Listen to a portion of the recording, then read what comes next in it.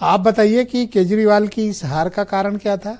कैसे आम आदमी पार्टी को बीजेपी 7वें राउंड में हराने में कामयाब हुई?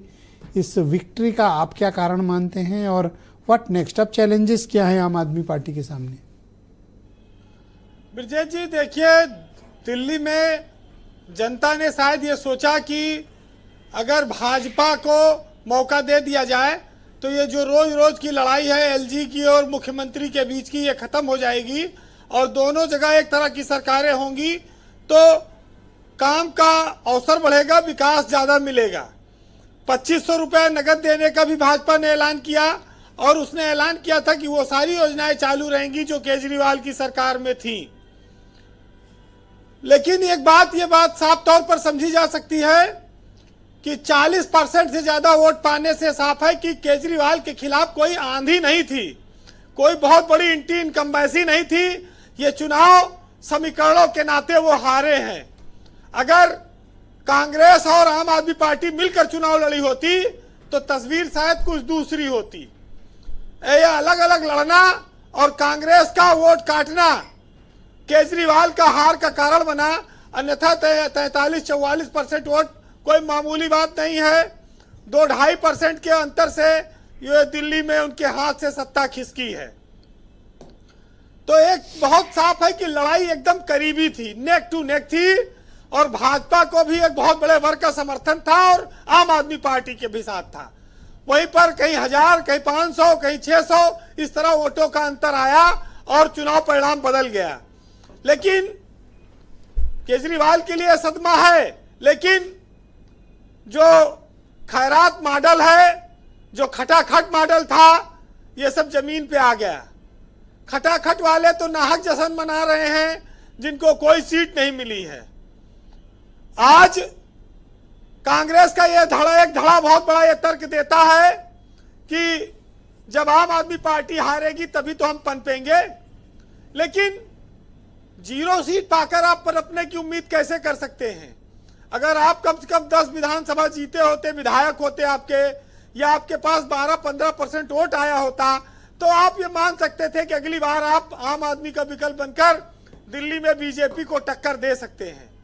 ये कांग्रेस की सोच यहां पर मुझे लगता है कि फेल हो गई है और कांग्रेस में यह भी बात फिर साफ हुई है कि वह अपने बूते देश की सियासत में किसी राज्य में आगे नहीं बढ़ सकती है।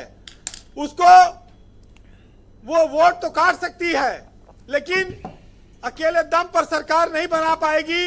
उसको नेतृत्व करने की चाह को छोड़ना होगा और जो साझी भूमिका है उसमें कांग्रेस को विभिन्न राज्यों में अपने अस्तित्व को देखना चाहिए। क्या समाजवादी पार्टी और कांग्रेस के रिश्तों पर इस परिणाम के बाद कोई फर्क उत्तर प्रदेश में पड़ेगा? देखिए, फर्क तो साफ दिख रहा है कि सपा ने आम आदमी पार्टी का प्रचार किया था और उनके नेताओं ने माना कि कांग्रेस की वजह से दिल्ली में हारे हैं, विपक्ष ने विपक्ष को हराया है। तो अब ये कांग्रेस की सुस्ती है। अगर वो इसी चाल से चलती रही तो शायद यूपी में 27 में उसके साथ गठबंधन हो पाए या ना हो, या डिमांड इतनी हो कि शायद हाथ ना मिल पाए।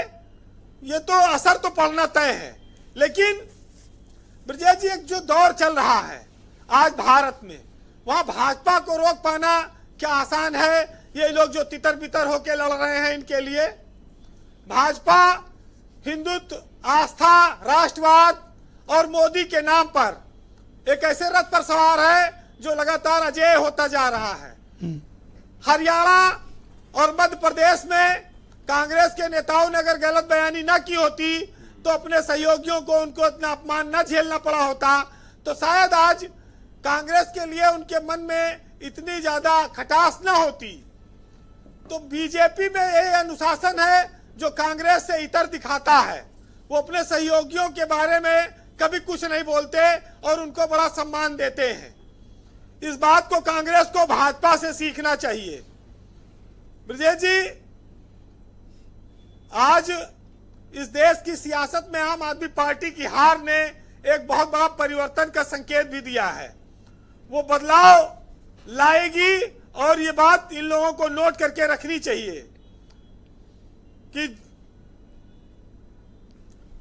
जिस तरह से आप लोकसभा चुनाव में हारे,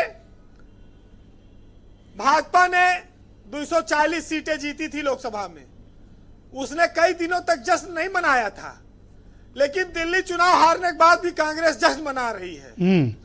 ये किस तरह की जीत उसको मिली है, किस तरह से आत्ममुग्धता है, ये वो जाने। एक दुश्मन मारा गया। हाँ, अब ये चीजें जो हैं कांग्रेस के लिए शोभा नहीं देती हैं, क्योंकि उनके लिए अभी संभावनाओं के कोई द्वार खुले नहीं है। भारतीय जनता पार्टी को हराने के लिए अभी उनको बहुत मेहनत करनी पड़ेगी। अभी कांग्रेस को कोई थाली में परोस के सत्ता मिलने वाली नहीं है। लेकिन एक महत्वपूर्ण बात आई कि भाजपा ने कहा कि हमारा मुख्यमंत्री शीश महल में नहीं रहेगा। तो मुझको खाली डर इतना है कि शीश महल की हालत उत्तर प्रदेश के उन दो बंगलों की तरह न हो जाए जो एक अखिलेश यादव, एक मुलायम सिंह के नाम पे लाट था कि वहां कोई जाए ही ना, वहां जंगल पनप जाए।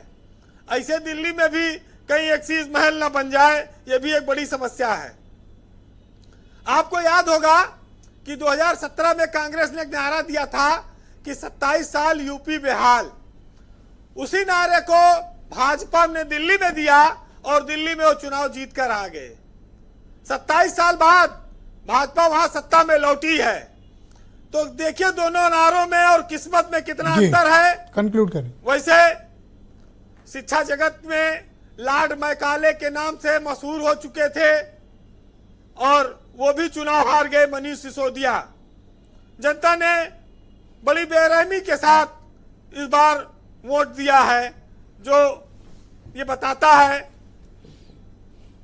देखिए, सियासत हो, शिक्षा हो, जीवन हो, सफलता हो, लोगों को परिणाम से मतलब है, प्रयास से मतलब नहीं है। और सबसे बड़ी समस्या यह है कि हमारे हाथ में सिर्फ प्रयास है, परिणाम नहीं है। तो विडंबना यही है कि जिसको कांग्रेस जो कर रही है उसको एक बिखराव वो पैदा कर रही है। उसको लेकर शायद ऐसा लगता है कि उसने कोई रिसर्च नहीं किया है और उसको ये नहीं समझ में आ रहा है कि ऐसी राजनीति का रिटर्न उसको कितना मिलेगा। बाकी तो जी ठीक है, 4 राज्य में बचे हैं। अगर भाजपा आने वाले दिनों में उनको वहां भी कड़ी चुनौती देगी तब क्या होगा। फिलहाल आज मैं साहित्य के बजाय एक आदर्श वाक्य सुनाऊंगा कि लोगों को जीवन में भगवान कब कब याद आते हैं। तो सुनिएगा, जो धर्मात्मा को हर समय, पापी को मृत्यु के समय, चोर को पकड़े जाने पर, गरीब को भूख लगने पर, धनी को बीमार हो जाने पर, कंजूस का पैसा खो जाने पर भगवान याद आते हैं। और किसान को वर्षा नहीं होने पर, मुसाफिर की ट्रेन छूट जाने पर, व्यापारी को नुकसान हो जाने पर, विद्यार्थी को परीक्षा फल के समय और राजनीतिज्ञ को चुनाव हार जाने पर भगवान याद आते हैं। बहुत शुक्रिया वीरेंद्र जी, आपने टार्च की रोशनी मार दी। बहुत धन्यवाद हमारे साथ जुड़ने के लिए। अपना फीडबैक, ओपिनियन और ऑब्जर्वेशंस हमें